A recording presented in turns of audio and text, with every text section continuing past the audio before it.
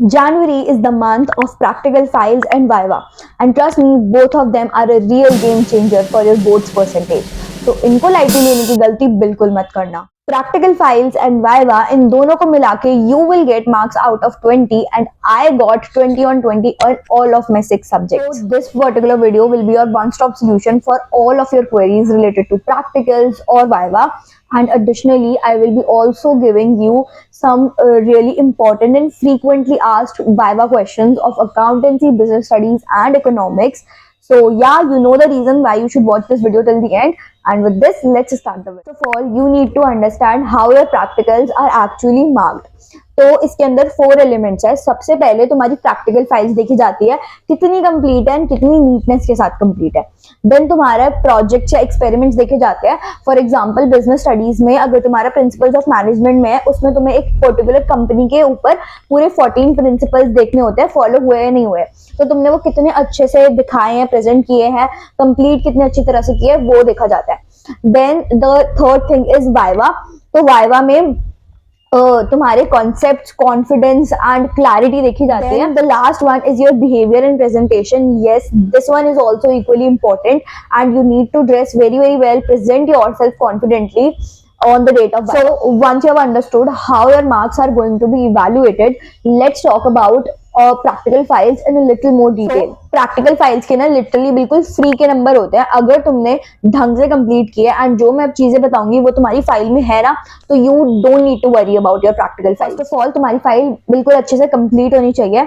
Index बिल्कुल अच्छे से फिल करना है विद पेज नंबर्स. एंड ऐसे ही नहीं है कि कुछ भी लिख दिया. ढंग से देखना अपनी फाइल में जिस पेज नंबर पे जो है वही जो है इंडेक्स में मेंशन करना, क्योंकि इन्विजिलेटर सच में इस चीज पे भी कभी कभी टोक देते हैं. तो देन डेट होनी चाहिए एंड सिग्नेचर्स होने चाहिए इंचार्ज और टीचर के, जो भी होता है. देन हेडिंग्स वगैरह, मार्जिन्स वगैरह, ये तो तुमको पता ही है, ढंग से properly mention. Next point is you should know your project. Like तुमको अपने प्रोजेक्ट की एक एक चीज, एक एक डिटेल पता होनी चाहिए, specially in accounts and business studies, जिसके अंदर तुम्हें एक पर्टिकुलर कंपनी लेनी होती है, उसके ऊपर प्रॉपर कैश फ्लोज वगैरह बनाने होते हैं. एंड बिजनेस स्टडीज में भी ऐसे प्रिंसिपल्स वगैरह फॉलो करने होते हैं. तो उसमें तुमको एक एक चीज पता होनी चाहिए, like not the bookish knowledge but about your company in detail, कि तुम्हारे कंपनी का सीईओ कौन है, उसकी हिस्ट्री क्या थी, देन वो कब स्टैब्लिश हुई थी, एंड पूरा का पूरा बैकग्राउंड. एंड अगर करंट में उसके ऊपर कोई भी न्यूज है तो वो भी पता होनी चाहिए, क्योंकि लिटरली यार हमारे टाइम पे हमारे एक्सटर्नल ने ये सब भी हमसे पूछा था. सो ये चीज अपने दिमाग में जरूर रखना कि तुम्हारी कंपनी का पूरा बैकग्राउंड तुम्हें पता होना चाहिए. Now this one is specially for accountancy, जिसके अंदर तुमको एक पर्टिकुलर कंपनी लेके उसके common size and comparative statements जो है वो प्रिपेयर करने होते हैं.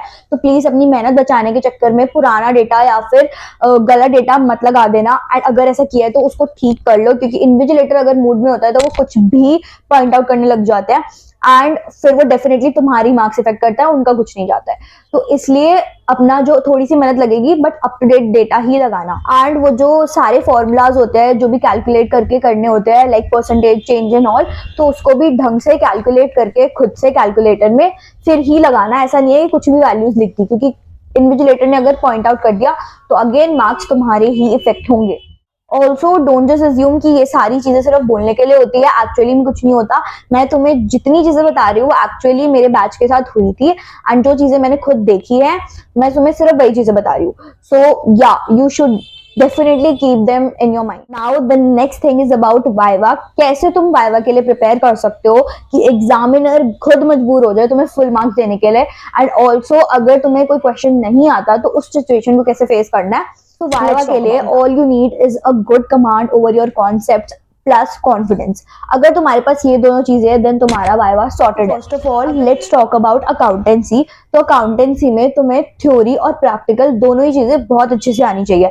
And it's not just for viva यार, अगर तुम्हें ये चीजें अच्छे से आती है तो डेफिनेटली बोर्ड एग्जाम्स में भी हेल्प मिलेगी. तो अभी अच्छे से कर लो, दोनों अच्छे से सॉर्ट हो जाएंगे. तो थ्योरी में बात करें तो बेसिक जो जर्नल थ्योरी होती है, स्पेशली तुम्हारे प्रोजेक्ट से जो रिलेटेड है, वो तुम्हें अच्छे से पता होनी चाहिए. एंड कभी कभी अगर तुम इन चीजों का आंसर नहीं दे पाते हो तो वो पार्टनरशिप वाली बुक पे भी चले जाते हैं. तो या दोनों को ढंग से करके जाना, थ्योरी इन जनरली बड़े अच्छे से करके जाना, ठीक है. एंड प्रैक्टिकल क्वेश्चन की बात करें तो थ्योरी में अगर तुम ढंग से आंसर नहीं देते हो तो वो practical questions like in general भी प्रैक्टिकल क्वेश्चंस वो सॉल्व करवा सकते हैं, लाइक कि करंट रेशियो निकाल के दिखा दो या कोई भी पर्टिकुलर रेशियो निकालने को बोल सकते हैं। तो अगर तुम्हें फॉर्मूला ही नहीं पता या फिर कैसे निकालते हैं, तुम्हारी प्रैक्टिस ही नहीं है, तो तुम्हें डेफिनेटली वहां पे फंस जाओगे एंड मार्क्स तुम्हारे इफेक्ट होंगे। तो अच्छे से प्रैक्टिस करके जाना, कॉन्सेप्ट तुम्हें एक एक चीज पता होनी चाहिए, लाइक स्पेशली वो जो रेशियो वाला चैप्टर है उसमें फॉर एग्जाम्पल पर्टिकुलर रेशियो है कोई भी, वो क्यों बढ़ रही है, क्यों डिक्रीज हो रही है, कब होती है, किस सिचुएशन में होती है, क्या इम्प्लीकेशन है, क्या मीनिंग है, इन शॉर्ट हर चीज तुम्हें अच्छे से एकदम पता होनी चाहिए कि क्यों होती है, क्या होती है। I think you have got the point. तो नेक्स्ट बात करते हैं इकोनॉमिक्स की। तो इकोनॉमिक्स में तुमने अपना प्रोजेक्ट जिस भी पर्टिकुलर चैप्टर में बनाया है, बीट फ्रॉम मैक्रो इकोनॉमिक्स और bit from Indian economic development, वो चैप्टर तुम्हें बहुत अच्छे से आना चाहिए। लाइक उसके question answers, like if you are studying from Sandeep Garg, तो उसके जो बैक एक्सरसाइजेस के क्वेश्चन आंसर्स होते हैं वो डेफिनेटली बहुत हेल्पफुल होते हैं एंड उससे चैप्टर्स पे जो कमांड है वो अच्छे से आ जाती है। तो उनको अच्छे से करके जाना एंड चैप्टर्स की जितनी भी डेफिनेशंस वगैरह है वो बहुत अच्छे से करके जाना। ऑल्सो अगर तुम्हारा प्रोजेक्ट मैक्रो इकोनॉमिक्स पे है तो तुम्हें थोड़ा बहुत फाइनेंस के बारे में भी पता होना चाहिए, लाइक करंट न्यूज वगैरह, रेपो रेट वगैरह क्या चल रहा है, करंट प्राइम मिनिस्टर कौन है एंड फाइनेंस मिनिस्टर कौन है। तो ये सब चीजें थोड़ा बहुत पता होना चाहिए। इन डेप्थ में कोई नहीं जाता, बट या अगर मैक्रो इकोनॉमिक्स पे है तो थोड़ा बहुत वो पूछ लेते हैं एंड पूछा हुआ है इसलिए। Last one is business studies. Business studies में तुम्हारा जो भी तुमने कंपनी ली है, if you are preparing on principles of management, या जो भी तुम्हारा प्रोडक्ट है उसके बारे में एक एक डिटेल तुमको बतानी चाहिए। अगर प्रिंसिपल्स ऑफ मैनेजमेंट बनाया है तो जो भी कंपनी है, लाइक मेरी रिलायंस डिजिटल थी एंड मुझसे आई रिमेम्बर उसके बारे में भी क्वेश्चन पूछे थे, like who is the CEO and कब शुरू हुई थी, लाइक ऑल ऑफ दैट। तो तुम्हारे कंपनी के बारे में तुम्हें हर एक चीज पता होनी चाहिए, सीईओ, हिस्ट्री, बैकग्राउंड एंड अगर कोई करंट न्यूज उस पर चल रही है कंपनी के बारे में तो वो भी तुम्हें पता होनी चाहिए। ये सब चीजें पूछ लेते हैं। ऑल्सो अगर तुम मार्केटिंग में बना रहे हो तो मार्केटिंग में तुम्हें अपने प्रोडक्ट का अच्छे से ब्रीफ पता होना चाहिए एंड जो भी डेफिनेशंस वगैरह है चैप्टर में, लाइक यूएसपी, स्वॉट एनालिसिस, उसकी इम्प्लीकेशंस वगैरह एंड डेफिनेशंस, वो सब बहुत पूछी जाती है मार्केटिंग में, तो वो अच्छे से पता होनी चाहिए। प्रिंसिपल्स की बात करें तो तुम्हें सारे जो 14 प्रिंसिपल्स है वो तो है ही एंड टेलर के भी थे, वो कभी कभी पूछ लेते हैं, तो वो सब चीजें भी ढंग से करके जाना, ठीक है। बाकी I will provide you the important and frequently asked questions in the end of the video.